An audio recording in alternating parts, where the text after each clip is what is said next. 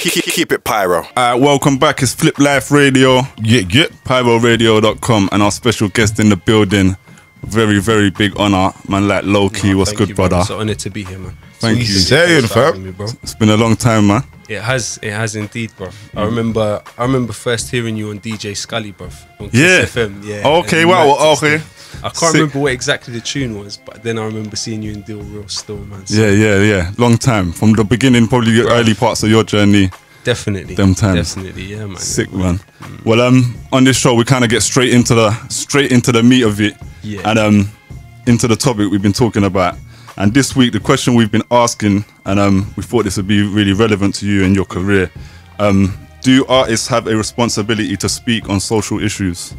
I don't know. That's an interesting question. I think firstly we need to deconstruct what responsibility is. Okay. So if we look at each other as human beings, we need to look at the trend that we've been born into and the culture that we've been born into, which is a neoliberal era whereby the responsibilities and the interdependent nature of human existence is completely deteriorated to the point where not only do I not supposedly have a responsibility to anyone but myself as an individual, it's the concentration of the individual and almost the worship of the individual and the building of the cult of the self.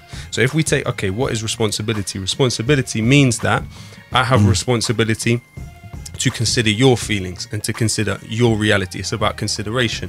But then if we think about, okay, speaking on social issues, well, social issues are what determine our place and time. They determine what reality we're born into. They determine so many aspects of our life. So do we therefore have a responsibility to take an interest in a wider society, to be things other than just conduits for big business? Because that's kind of the other option now. And there's the presumption that if somebody is not speaking on social issues, then they're kind of apolitical and there is nothing political about it. But if you make a song where you feature Mercedes-Benz very prominently, or you mention it in the chorus, that is actually still a political statement. That's not. I'm not trying to cast blame on anyone. Or trying to, because at the end of the day, we are products of what we've been born into, and there's so much that's normalized. Now, do we have a responsibility to problematize these things that have been normalized? If we feel they're against the interests of other people, if we feel they're harming other people, you know, there's so much that we are told we shouldn't really have. We don't really have the right to speak on or to even think about. If we want to build as just relations as possible between each other, but not only between each other as human beings, but also with the wider environment and with the world, and seeing the environment as something which we are of, that we came from, rather than something that we need to conquer and push down, we have a better chance as human beings of existing for a longer period of time. You know, that's the case. What you have now is you have rapacious corporate power and fossil fuel companies which are essentially betting the lives of their grandchildren against short-term massive profit. So they're sacrificing potentially the lives of their grandchildren for short-term massive profit. Now, within that mix, where does the poet fit in? Where does the hip-hop artist fit in? Well, you know, one of the functions of the poets, and this is the reason why Plato in the Republic said you should banish the poets from the Republic, because in terms of upsetting social order, they have the greatest potential to do that, because they are the most free. They deal in imagination, they deal in utopian ideas. So for instance, you can achieve through music a depth of distance which you can't achieve in life. When Nas wrote Letter to the President, he was speaking directly to the president at that time, that was Bill Clinton, right? He couldn't speak directly to Bill Clinton at that time. That was before the depth of distance that the later presidencies brought in terms of rappers and political figures. So through our music, you can achieve things which just in real life you can't do. So why wouldn't you think, okay, these are the things afflicting people that I know and people from my background and people that I'm close to and family members, why am I not going to use this platform in this position, which in a way brings about an equalization of sorts? It allows the most quote-unquote downtrodden person to speak to the most highly placed person in the society. If you talk to Prince William or Prince Harry, they 100. Well, they do know because they've met him. They know who Tiny Temper is, right? Yeah. Okay, so Tiny Temper and artists like him, you know, even when I look at, say, my music, when I'm touring and I'm meeting people, I wouldn't stand a chance of meeting these people otherwise through the music. I literally wouldn't stand. I couldn't work in any other field that would allow me to meet as various a group of people. So if we look at what we're trying to do through hip hop, we do, I think, to a certain extent, have a responsibility to search for betterment as much as we can. And if one of those ways of searching for betterment on a wider level, in a more holistic, more encompassing level than just straight away me getting a lot of money very quickly and the immediate people around me getting wealthier and me getting wealthy, like what can I really contribute to the betterment of people on a larger level? Do we cling to even the idea of states? Do we cling to this idea that we've become very accustomed to when it's actually quite a new development in human history? Especially when we live in a time where me and you will do this interview and it can be transmitted to someone in the Philippines like that. Okay, so do nations and borders still exist in the same way they did prior, number one, to the internet, but prior to recorded image? They don't. We live in a time of deterritorialization of all these things. In that we can share information with each other. And we can share information like that, and they don't need a passport to watch this.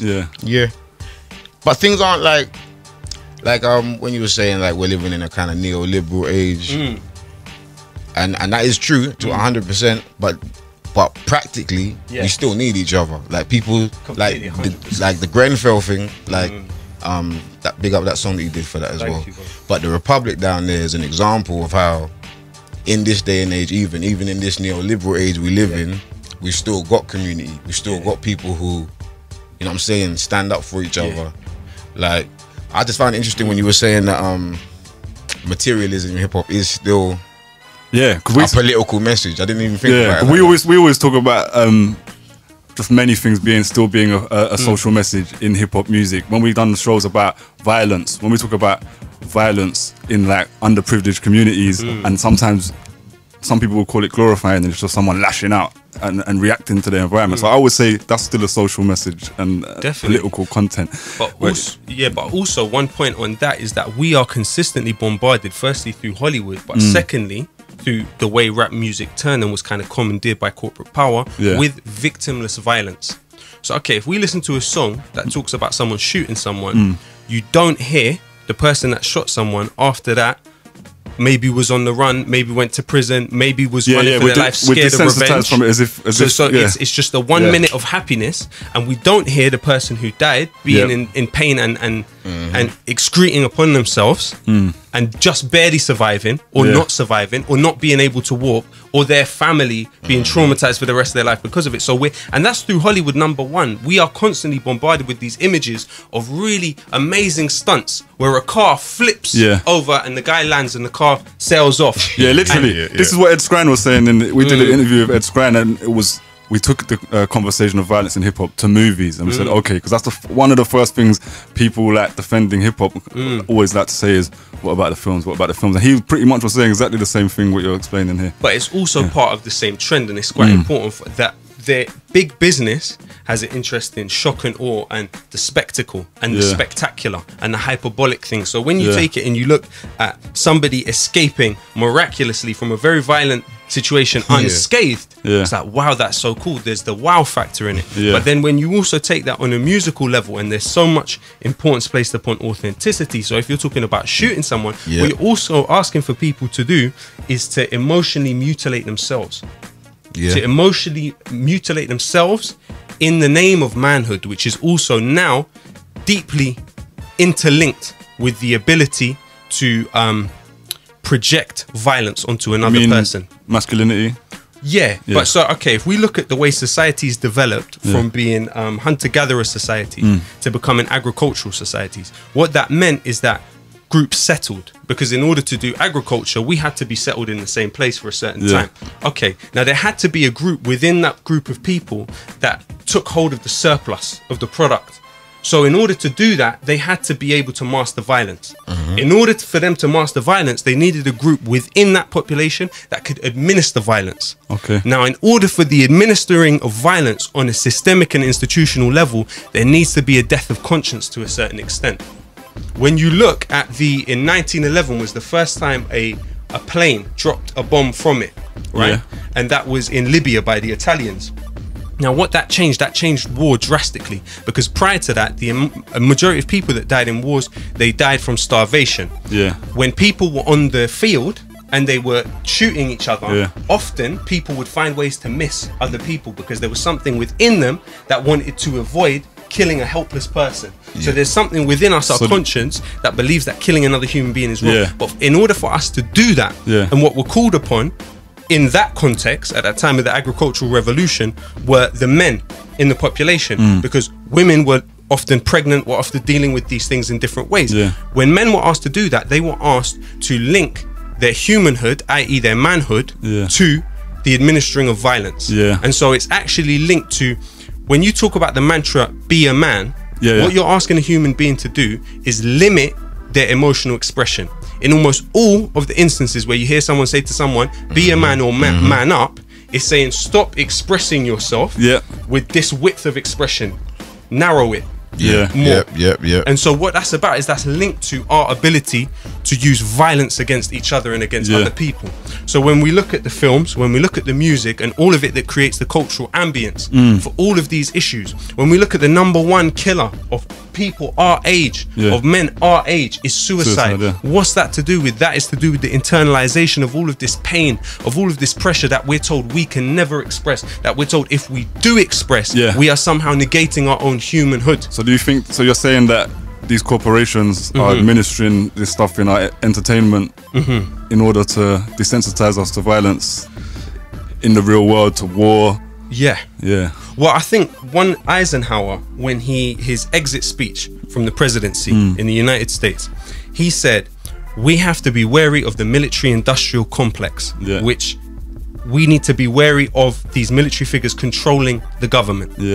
Now, in that case, we look at, say, BAE Systems over here, which cost the taxpayer £1 billion per year that they have to pay in extra credit guarantee schemes, whereby if BAE Systems, which is officially separate from the British government, makes a deal with another government across the world, and there's 22 out of the 30 countries which the British themselves have on their human rights violators list that the British actually sell these weapons to for BAE Systems. Now, if they make a deal and I turn around and I renege on the deal and I just say, no, we can't finish this payment, it's the taxpayer that has to foot the bill for that, to the tune of £1 billion per year. Okay, so now when we look at these centres of power, and they made over £27 billion last year, BAE Systems.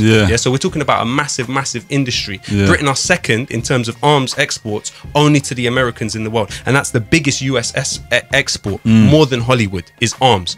So when we look at the simple material facts of it, you have people invested in the idea of permanent war. You know, in the United States, the way guns weigh up against the population is 1 gun to every single head. So this is a big business. Straight. It is a big business. So that's not necessarily to say look at it in a very simplistic black and white binary way without appreciating the nuances, but it is to say that in a simple ABC way, there are people with the announced interest of encouraging human beings shooting each other because they make money from it, of encouraging human beings buying jet planes and dropping bombs on the poorest people in the world.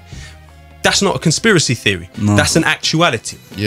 So within all of that, where does violence fit into it? Where does the idea of us defining ourselves upon that basis fit into it? Now I see where you're coming from, because I definitely see the desensitization and stuff, like from when you're young, it's horror movies, and then every horror movie gets more and more gory, or even general action rubbish. Films and, by the time you're 10 years old, it's like, oh, this isn't even scary no more. You're completely desensitized to human death. But is bloodlust part of human nature? I don't think so. What do you think? I don't know. I saw a debate about this on Facebook literally yesterday. Or someone had written, "Are people born criminals?" And then the conversation developed. Well, crime is a social construct. So what we're talking about is bloodlust would have been a better question. I'm not sure. You can't. I don't know. The worst parts of our nature are pushed in this society. So these times, if it does exist, we're fed it a lot.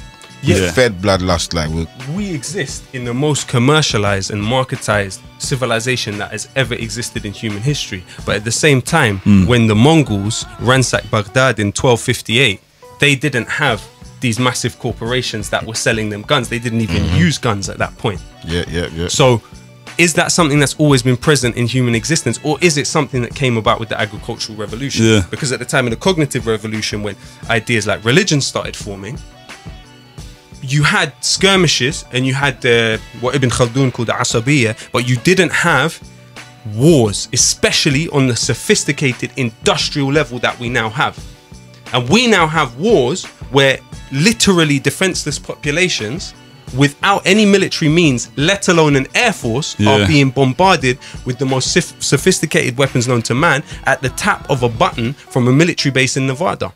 You have drones operating from Nevada where literally human beings can just tap a button and that can completely obliterate a whole building like this. It's insane.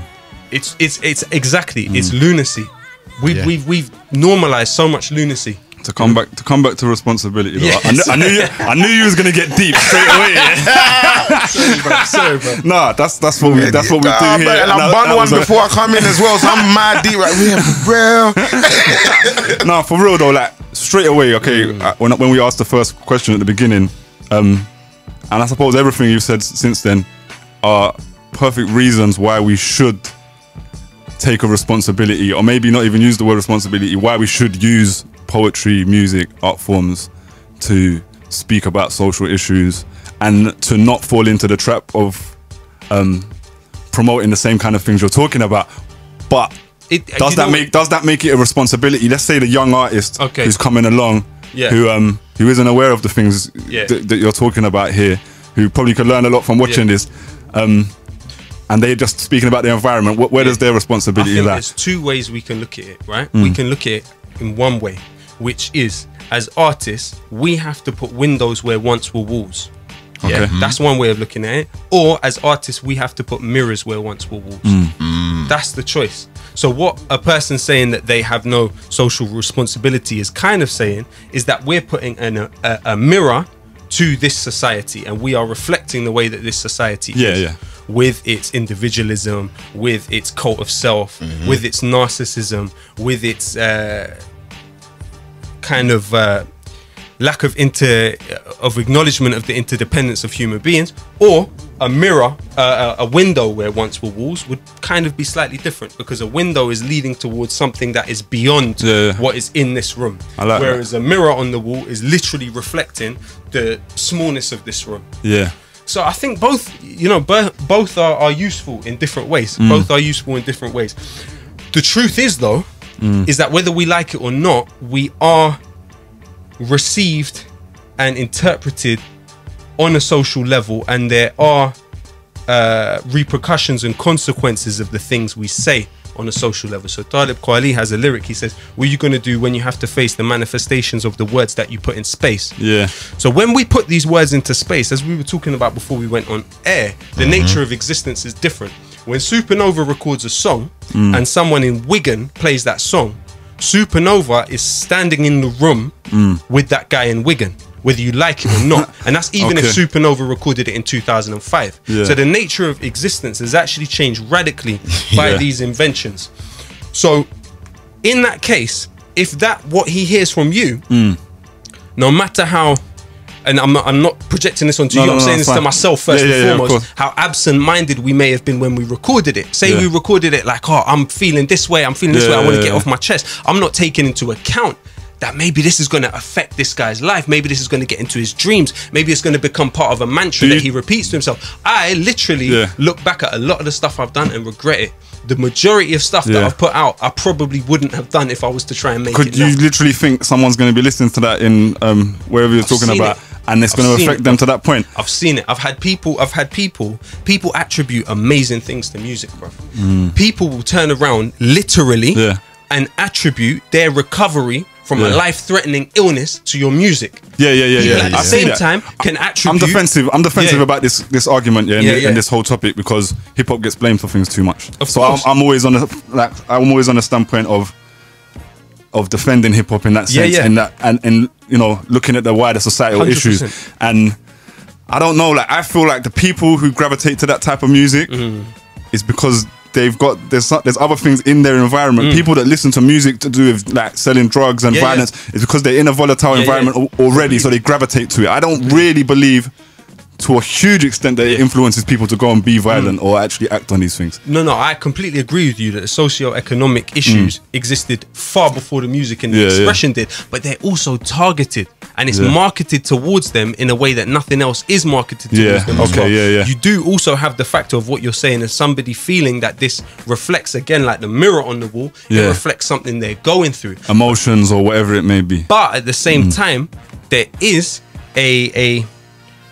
and it's predominant, I would say, a kind of mutilation of emotional expression in that saying, look, do violence and it's victimless. There's not really any victim to it. You don't see the victim. Do this and don't feel, because if you feel, you're not a man, and if you're not a man, you're not human. And I think this is a big part of it. And when it is industrialized to the extent that it is, when literally billions every year are generated from it the way it is, we can't, and I think we'd be wrong to say it's something that happens kind of independently, autonomously. It's something that literally people make a hell of a lot of money off, and the majority of the people that make a hell of a lot of money off it are not from the socio-economic background of the people singing it. Do you see what I'm saying? Telling the story from that place. They were never in that situation. And so there's something perverse about it. When it gets to a big industrial level, there's something quite perverse about the selling of that idea. You know, we look at cigarette manufacturers, for instance. There was a guy called he was the uncle of Sigmund Freud. His name was Edward Bernays, and he is really the father of propaganda. He wrote a book called Crystallizing Public Opinion. And in that, he lays out the way that he was selling cigarettes. He worked for a tobacco company, right? And so during that period, you had people demonstrating for women's right to vote in the United States. Now, one of the things that they were doing was going on these marches. So he'd take a picture of a woman smoking a cigarette, right? He'd use the imagery of the Statue of Liberty, and he'd say freedom torches. So what you're doing is you're commandeering and you're harnessing something which is real, and something which is grassroots, something that it's a kind of a form of astroturfing, which is what they call it when they try and make something look like grassroots. So you're trying to, by association, associate the cigarette to freedom, and which is a really kind of ambiguous term in and of itself. It's a bit of a mythology, but you're linking the cigarette to a person on a march for women's rights. So person that looks at it like, I support women's right to vote, oh, the freedom torch, now the cigarette's in my mind associated with that. That's deep. Another thing that he did was he was working for a company which sells bacon, for example, right? Now this was before the internet, so the capabilities that they had were way less than the internet now has to brainwash people into buying stuff and to manipulate people's minds into buying stuff. But they would say he'd get a doctor to comment in the paper on how much a human being needs protein in their breakfast. Okay, in the same newspaper, they'd plant an article a few pages later, bacon is a great source of protein. So you look at the implication of the message, of the message, and when it becomes culture, when it becomes mass culture in that way, it's really a tool of control. It's really a tool of control, and it's important that we try as much as we can within the little windows of opportunity that we have to try and demystify these things, because that is what will get us to the closest point of emancipation on a personal level, to say, okay, what am I? Who am I? Am I merely a reflection of the media images I've been bombarded with since I was a child? When you look at the amount of images that a human being now is exposed to in one day, in one day, it's as many as a man in the 19th century in the United States would be exposed to in his whole lifetime. So we're bombarded with images every day, and they have we've gone as a civilization from a print-based civilization to more of a image-based civilization, and constantly being bombarded with these ideas. But where are they from? What's the root of them? Who profits from them? You know, these Real. are these are the questions, man. How do you feel about like the current state of UK rap and grime and the art? There's a lot of artists now. I suppose in the time since you went away and came back, that are charting, doing really well. How do you feel about the current scene and their content specifically? I think it's beautiful, and I'll tell you why. Because the width of expression is wider than it ever has been. Yeah. There was a period of time when we were coming up early, right? When people rapping with American inflections, and when I started rapping at the age of 12, I rapped with an American accent, Same, right? of course. Because that's all I saw. Because that's all I saw. That it was like mimicry to try and because that was all I saw. That was the only possibilities that we didn't have the power of imagination. Now you have human beings that can make songs about pretty much whatever they want, they want, and there will be someone somewhere that will love it, someone somewhere that encourages it, and someone somewhere that will allow those people to make a living for themselves in a great way. How could I think that's a negative thing? I don't think that's a negative thing. And what's even greater about it, particularly here, is that it's coinciding with a further push for independence. So people are more independent from corporate power than they've ever been. They're more flexible in terms of what they feel they can speak about. What they feel is worthy of being talked about. So I completely do you think they're speaking many of those artists are speaking enough about the social issues and type of stuff? I mean, okay, so for example, with the Corbyn campaign, you saw myself, you saw Akali, you saw AJ Tracy, you seen Stormzy, you see different rappers or different artists or different poets, different figures actually playing a role in galvanizing people. In that has changed the political process in this country irrevocably. It's in a way a wider distribution of political power, of which we have never seen in this country. You've never seen it because essentially you've got people who may or may not be the children of immigrants. The children of immigrants from former British colonies coming in and speaking to children of all social stratifications, of all classes, and having an influence, and having an influence on them and who they will vote for. Definitely. That is radical. I would save that kind of topic for a little bit later, but since we brought it forward, we might as well carry on with that. I would say, like, your stance on a lot of things and in your music politically through your career has been quite anti-establishment, and now you've quite supported Corbyn and got involved. What's made you? I've seen you receive criticism for it, even like online. That's saying from people who haven't really seen Corbyn in the same way as probably we do and some others. So what made you feel to get involved at that time? Well, the point I made around it is that, look, what is our function? Our function is not necessarily us as individuals to seize power. Our function is to keep those in power scared and receptive to what we have to say. Now, what do we see in Jeremy Corbyn? We see someone exceptional in that all of the movements for social justice when we were growing up, as of our generation, this is a man that's, as you will probably know better than me, has held his constituency as long as I've been alive. We've both been since the year we were born. Precisely. He came in, So there you go, right? How has he held that constituency? Has he held that constituency because of donors? Has he held that constituency because the press barons and the corporate media have been backing him? Or has he held that constituency because when people have come in with a genuine problem about their lived reality and their material needs, that man has gone to the end of the world to help them, right or wrong? Definitely. Okay.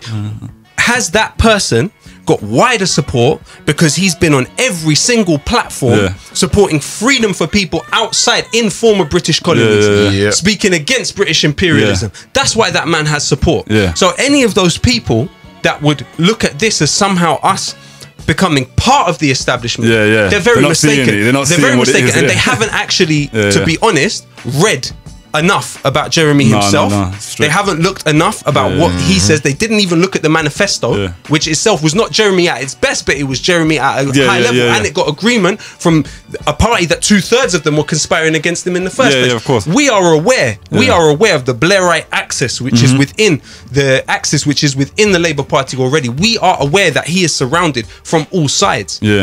But that doesn't mean that we don't see political use in him being number 10 Downing Street. Of course. That doesn't mean that we think he's going to turn it into heaven in the click of a button. But we do know that it will be a wider distribution of political power. Yeah, that's what we're searching for. And the first point you made of them being afraid, just viewing how scared they are.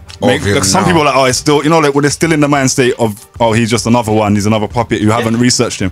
I'm just like, look how scared these people are. This isn't a game, do you know what I'm saying? When did you first become aware of Jeremy Corbyn? Jeremy Corbyn, so 2009 at a demonstration over the Israeli,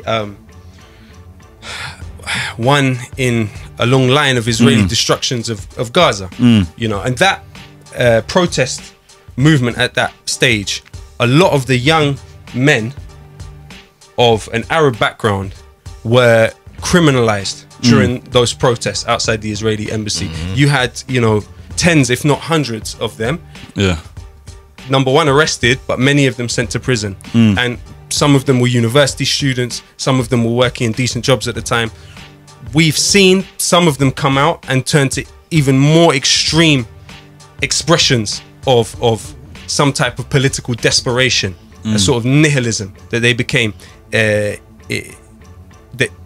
imbued with, shall we say, by that entire process, by that otherization, by that ostracization from the mechanisms of the state. And so during that period, Jeremy Corbyn was on the front line of all of the demonstrations with Stop the War Coalition. He was speaking at all of the demonstrations. That's when I personally first became aware of him, 2008, 2009. Sick. But, you know, since then, you know, anyone that thinks that having someone in 10 Downing Street who has, number one, vowed to build 1 million homes, half of them social housing, when you have, according to BBC figures, 1 in 69 people in the capital homeless, when you have 250,000 people nationally homeless, that someone has said he's not going to continue cutting the NHS the way the Conservatives have, when Theresa May is talking about deporting anyone that earns less than £35,000 a year, which in and of itself, £30,000 a year, which in and of itself would lead to an exodus of about 35,000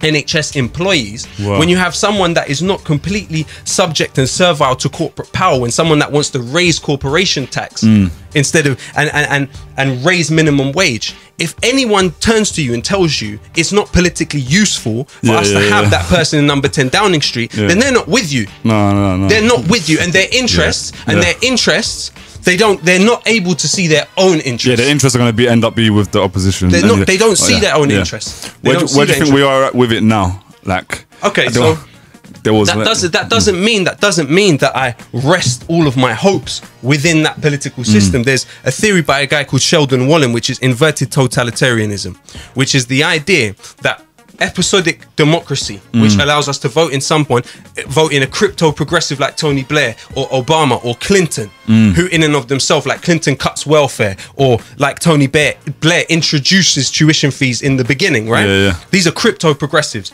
That is the inverted totalitarianism. We have never had the opportunity to vote against the interests of Rupert Murdoch. We have never had the opportunity to vote against the interests of Rothermere. We have never had the opportunity to vote against the interests of BAE Systems.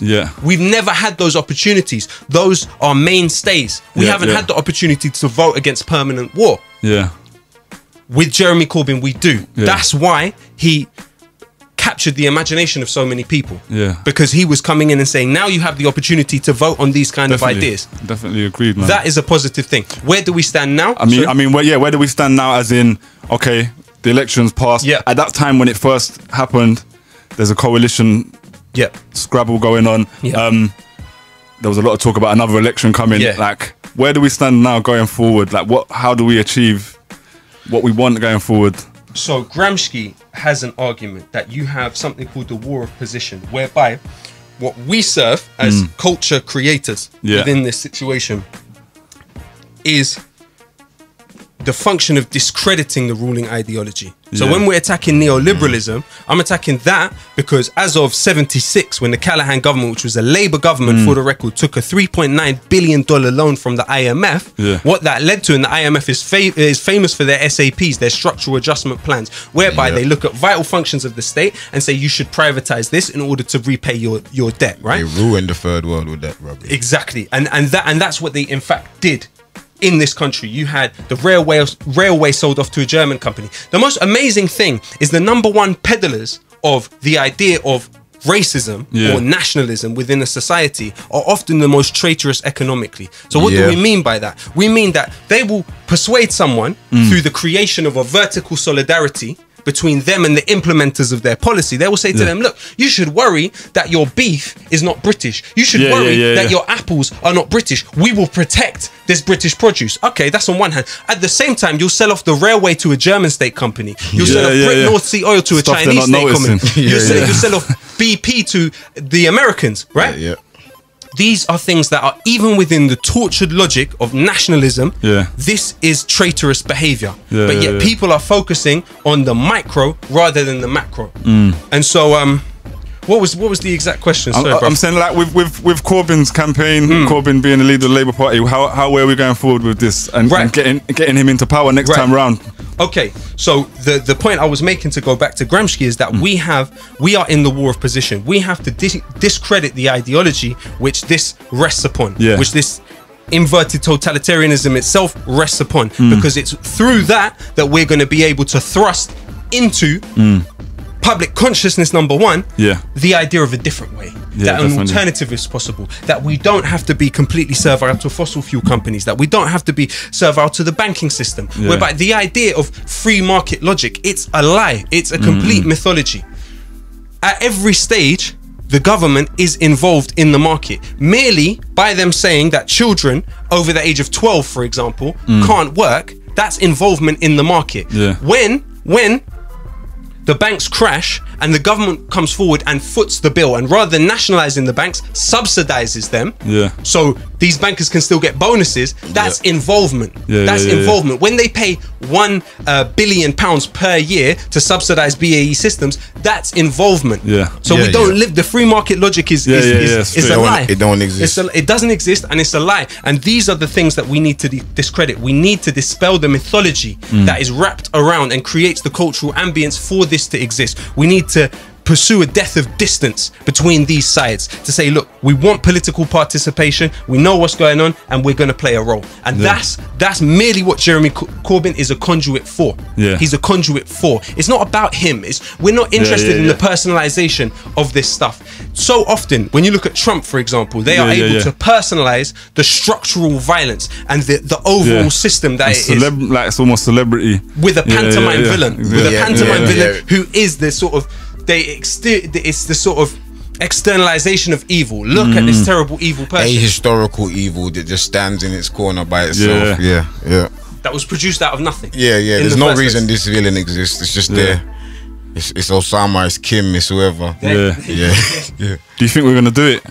I think, right, if you were to look historically, if somebody actually wanted to access the information, even in the last 30 years, the generations before us, in order for them to actually get to grips with something, they had to go to the library, get a book and sit down and read it. Now, if you want to go on YouTube and listen to, say, Noam Chomsky, or you want to, you know, listen to something. You got to know who to listen to first, though. That's true, but it is available in an easier way. And it doesn't cost anything the way it did before. And so what you do is you have an access to information which has never, this is the first time in history people have access to this information. And so it can, in some ways, lead to a kind of omnipotence or even a sort of apathy with situations. But I think on the other side, it allows people to look at this situation and say, my God, is this really happening? We have to actually play a role in this. And we take responsibility and then go back. Responsibility is a big word. But responsibility is a big word, though. Responsibility is a big word. Because responsibility might mean you're solely responsible. But I'm saying, forget the artist, someone who's a fan, so someone who's been listening to Lowkey for years, that has had these political ideologies for years, what do they do in this time? You know what I'm saying? What are the solutions? What do the people do? Not the artists, because, you know, the messengers, I fully agree with that. You know, just challenge the dominant narratives alone is an important thing to do. But what does the fan do? What does the man on the ground do? So ideally, what we're trying to do through the music is put something into, and it's not tangible and it's not quantifiable. When someone listens to a song, it's almost impossible to know, and this is why the issue of responsibility is so hard to define. Because how are we going to actually look at that and say this song is responsible for this action? Very difficult. Very difficult. And it's wrong when people do that, and it's largely coming from classist, racist spaces. Exactly, and that's why I'm defensive earlier on at those points. Because they literally don't like the idea of certain groups of people having a voice in the beginning. Let alone if it's something which is kind of detrimental to themselves in a way. But so, from my perspective, but in terms of what you're saying, what I hope the music can do is that it can cultivate empathy. It can cultivate empathy and foster that within you first and foremost. So like resensitize you to other human suffering. To other people. So you can stop just seeing, say, the person that comes into the building and cleans the toilets at the end of the day as, you know, that's his job. That's what he's born to do. That's how, you know, that's quite a sort of kind of Aristotle way of looking at it, is that people are born to be a certain job sector in society.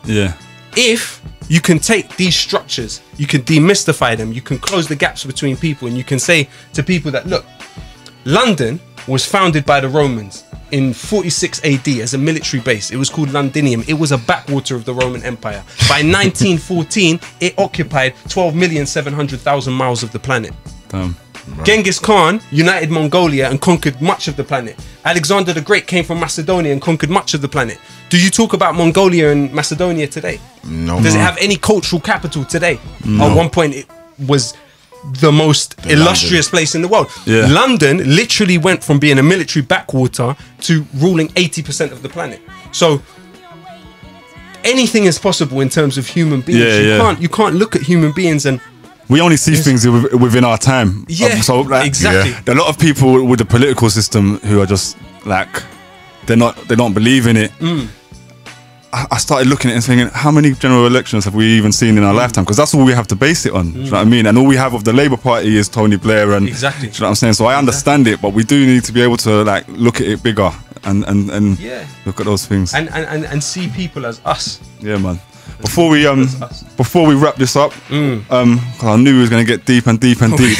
Man ain't even asking about poisonous poets. We had to get to you. We had to get back to you. So I wanted to take it back to Deal Real, really, and back to the beginning for you. Talk to us about that time, man. And how did you feel in the beginning when you first started rapping? What was your intentions and what you wanted to achieve? Bruv, to be honest, on some level, I was looking for validation. I was looking for a way to, in a way, one of the products of living in this society is seeing the rest of the world as an extension of your ego. And I think I fell victim to that at a very young age. And I viewed really hip hop definitely as a means of communication, but also as a means to satisfy that need for validation from somewhere and from other people. And I was searching for that. And so then when I came to Deal Real, I was able to kind of, you know, express myself on one hand, but also at the same time prove myself to myself and to other people. And so that's what kind of Deal Real represented to me. But I think it was amazing and really a beautiful experience, because what you had is people coming together for the same aim, which was enjoyment, which was expressing themselves, which was hip hop, which was competitive MCing and stuff like that. And I honestly discovered some of the most innovative MCs I'd ever heard in my life. I discovered some of the most innovative ways of playing with language and real poetry at Deal Real. I think it allowed, say, you to meet with someone that was a very well-known big rapper, like say Kanye West came through, and these kind of people, if you wanted, you could run up on them and spit to them, or you could say, like, so it gave you this feeling that kind of everything and anything was possible. And also it was just for the love of rapping, which for me, obviously things have changed, bro, over time, when I became a little bit more kind of aware of the potential of what it was we were doing, because so much of what we do is limited by the fact that we're not actually aware of its potential. And so as time kind of progresses, you kind of realize more of what, you know, can be achieved through it. But obviously I met Doc there, and you know, Poisonous, just amazing MCs. Like it's a shame that more did not come of Poisonous, and you know, could still, but at the same time, when you, even with myself, there's so many things that I do that I interrogate and think critically about and say, maybe I shouldn't have done that, maybe I shouldn't have done that. So getting 6 people on the same page, and you've changed a lot since then. Yeah, I was thinking about it. We've had Doc on here, we've had Tony on here a bunch of times. And we've probably asked them all the similar kinds of questions. Man, because in his battles they always use me to all the time. He catches heat. Well, it's not his fault. It's cool though. Like you've all, like looking at you, it's not a fault anyway. But looking at you 3, you've taken like 3 different lanes and all become really quite successful in them and doing really well. It's quite amazing. At that time, I suppose when Poisonous Poets started, you wasn't on board from the beginning, so a project came out and you wasn't on it. And then you and Styler came on board. And there wasn't really music that came out. So that like with them, I first heard them on Choice FM on 279 show, which to me at that age was just the best. You'd get people on there literally spitting for an hour, and Poisonous murdered it. To me, it was just the pinnacle of rap excellence. Even to this day, like sometimes the lyrics pop into my head from that freestyle. So yeah, man. I mean, so who was the best?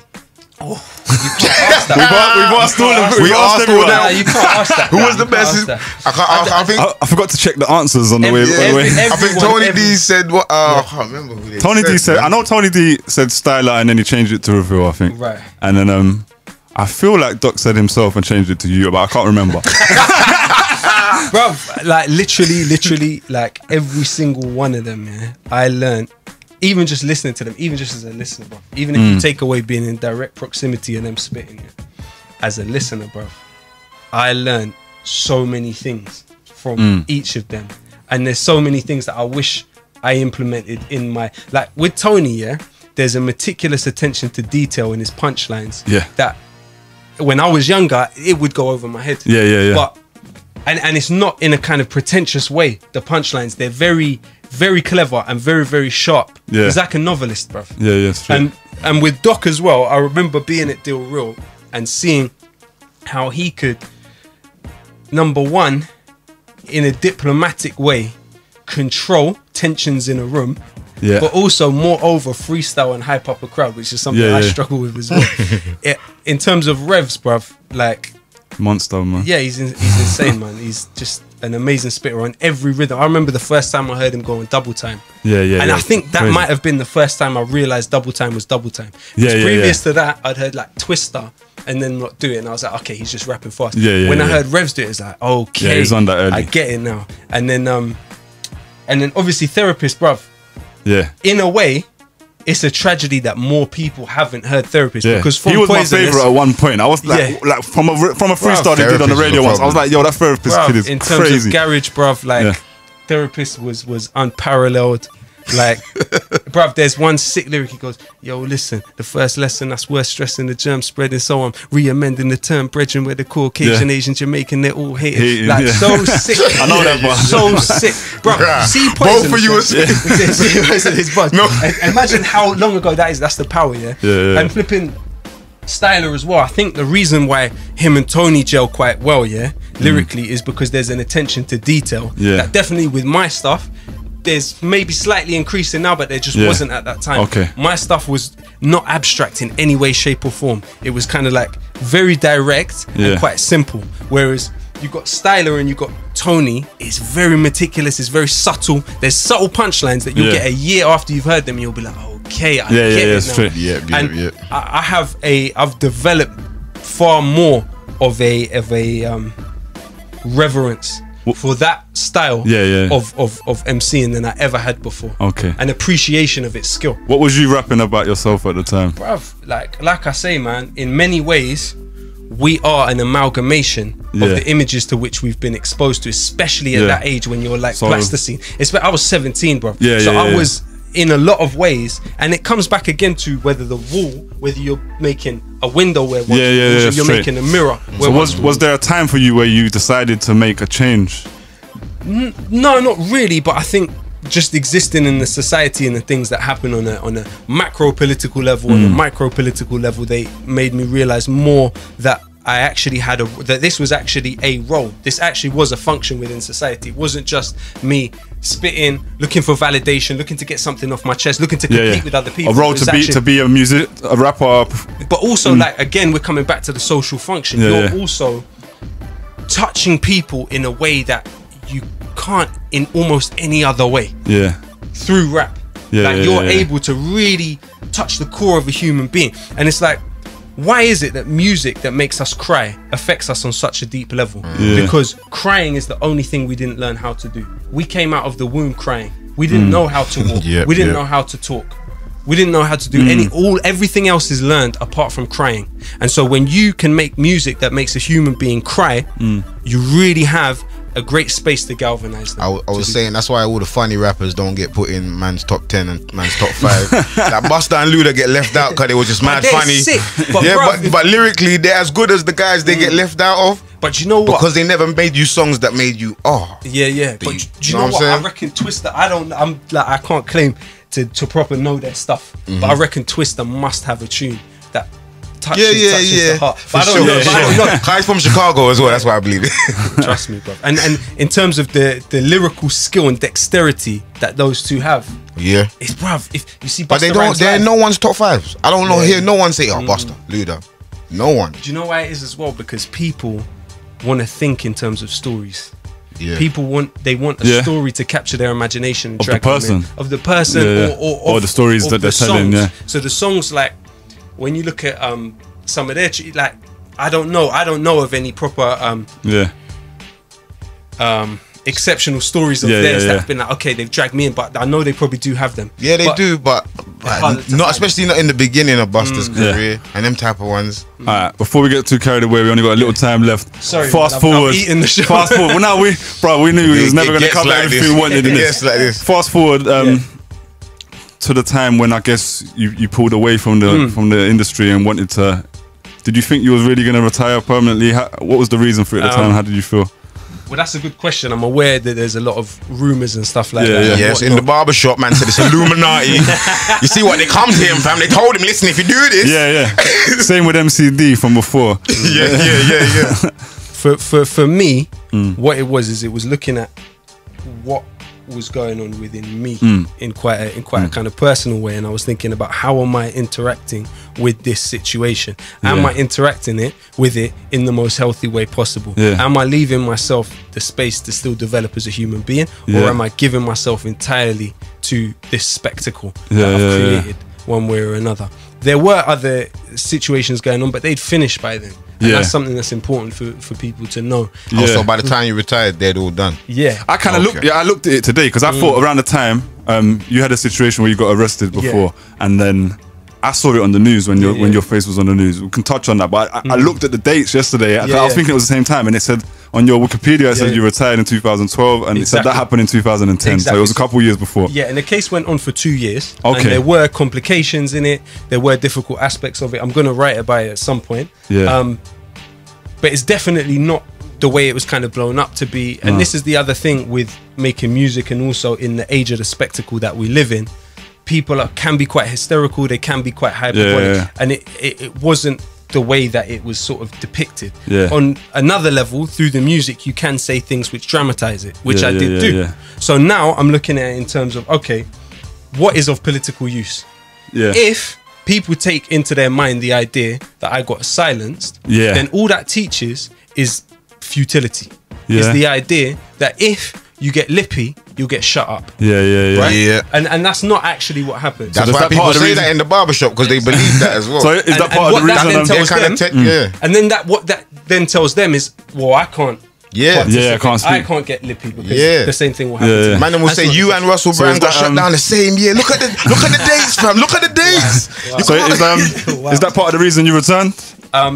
Okay, so part of the reason I returned is that I was in a situation where I was working as a translator for 2 or 3 law firms. Citizens U, sorry about that. I was working as a translator for 2 or 3 law firms, Baton Murphy, Citizens UK, Islington Law Centre, in a camp in Calais with people that were trying to claim for asylum in this country. People that had first-degree relatives here. So under the EU law, there's something called the Dublin Regulation, which says that they have the right to be brought together with their first-degree relatives. So I was working in that capacity, and I thought to myself, okay, so on an individual level, I feel like I'm doing something useful, but I'm sitting here with this voice, with this platform that I'm not using, that still to this day people will stop me and, you know, say, you know, you should do something. I'm thinking to myself, in a way, it's kind of a betrayal of my conscience for me to be doing this on one hand, which I think on an individual level is useful. But then when I have a song which can sort of bridge that gap in a way and foster that, or that responsibility, even though we're not using that word. Well, in a way, it was a realization that on some level I did have a responsibility because of that platform, because of that voice. That if this is something I feel strongly about, if this is something that I'm literally seeing in front of my eyes, people struggle and suffer with and from and because of, how can I not use this tool that I have? It's a tool. Yeah, man, definitely. It's a tool. And as a voice, like in this country, I would say you're definitely the forefront of that type of content. Or people look at you that way. It's only, hip-hop, it's only when you sure. just said that now that I believe it's not Illuminati now. You know what? It's important to say about what you just said, by the way, bruv, is that all of this, all of us, we are manifestations of something so much bigger than us. So we're manifestations of a changing in consciousness. We're manifestations of a gaining of confidence in a way of people within this country. If you look at, say, the first generations of people that came to this country through migration, they would never have felt confident enough to start criticizing the government, start talking about this, start talking about the idea of a monarchy. Very few did. Very few did, but it was the next generation. And you need to meet my mum. She was down for one day. Of course. And so then you have these next generations that they start gaining some of their confidence. They're educated in the language in a different way. They have a kind of different way of viewing the society. But at the same time, there is a danger of kind of self-orientalizing. So they kind of orientalize themselves and start to view themselves the way they're interpreted by the society they now exist in. And I think that's something, you know, in a way, I feel like I lost from a lot in the ends. I feel like I lost my 20s to identity politics and self-orientalization in a way. And so for me, definitely going to uni, and I'm doing my masters now, has been a kind of a process of emancipating myself from all of these kind of residue of, you know. What are you studying? I'm doing a master's in Near and Middle Eastern Studies. So we have a part of it that's philosophy, that's history, and I can do a bit of economics as well. So it's amazing, man. And I want it to lead directly onto a PhD. That's the plan. And so really the music is feeding that. So you're doing the masters this year? I'm doing the masters this year. I'm starting one this year as well. Good luck, bro. I don't know, I'm same plan. I'm trying to go. I'm in the music world, and I want to write about music and these kind of social issues. So musicology, masters, and then PhD if I can. Big up the ends in that. One of the younger brothers in the game, Awate, he's been under your wing for a minute. Like I don't know about under the wing, but you two had each other's back for a minute. Then that's the better way to put it. How did you two connect together, man? He's someone we bring on here quite a lot and champion. Okay, well, I mean, I met him, I think when I would have been about 18, so he would have been about 14 or 15, and definitely have seen him blossom. And I think what's beautiful as well is I've been able to see, because even from the time when we were touring together and then now when we're touring together, the different way that he interacts with crowds. He's amazing. He's an amazing performer, and he's got a beautiful voice. When he wants to have a beautiful voice, he's got a beautiful voice. And I think sky's the limit for him. And I think it's tough, man. It's tough because there's so much around us pressuring us to kind of fit into small boxes. And one thing that he's been so adept at, in a way, probably prior to me developing that skill, is defining yourself and not being boxed in terms of what you want to express, in terms of the barriers of expression. I felt like I probably boxed myself into boundaries of expression far longer than, since I've known him, he hasn't had those kind of boundaries. He's got quite a clear vision of what he's talking about and where he's going. And he doesn't feel kind of trapped at all. And I think that's a beautiful thing, man. Yeah, man. One of the most important things, I think you said this interview, is when you was talking about when you was in I don't know why they called it the jungle, but out in Calais. Exactly. I probably didn't like that when it was called. Of course. But how you realize the power of your music, because even when you retired, I was like, yo, really you was at the forefront of like speaking on issues, and you had a lot of power. And I'm glad you realised that you had the power. So we're happy to have you back in the game right now, fam. Yeah, man. Yeah, we appreciate, man. Thank you, bro. And to step away from that, when you have that, or when you have people's ears to that extent, it's wrong. Yeah. All right, man. Thank you for coming through, man. Before that, just lastly, you're on tour. You've got some new music out. Yes. You've got a few. You've been dropping singles. We dropped a couple last year when you had a tour. There's a few more now. Yeah. When are we gonna see another Lowkey album? Another Lowkey album. Okay, so my plan is to make a 14 track. So of the 14 tracks, I've got 9. Some of them have been released. Yeah. So there's gonna be a 14 track album. I'm hoping to do an essay on each track and release kind of a book with the album, in order for me to try and really get deep into what it is I'm trying to say, into what the roots of it is. And like I say, part of that is seeing other artists like Awate, like Akala, that are free in terms of their expression. That's what I want to do. But also I'm hopefully going to make a video for each of those songs as well, and try and link them together. We're literally, it's still in the process of kind of germination, but that's what we're going to do, man. That sounds heavy, and thanks man. for you lot for giving me the platform, brother. One love, brother, man. Good to see you. Of course, bro. And do it again, I hope, man. Yeah, man, definitely. Sure, you got to come back through once the album is done. Yeah, 100%. Man. It's only 5 more songs, so we I'm gonna be texting you like, yo, how many you done yet? I'm texting Hawaii. Is it done yet, fam? It's pyroradio.com, Flip Life Radio Show. Big thank you to the special guest Lowkey. We're here every Friday, 9 to 11 p.m. One love. Keep it pyro.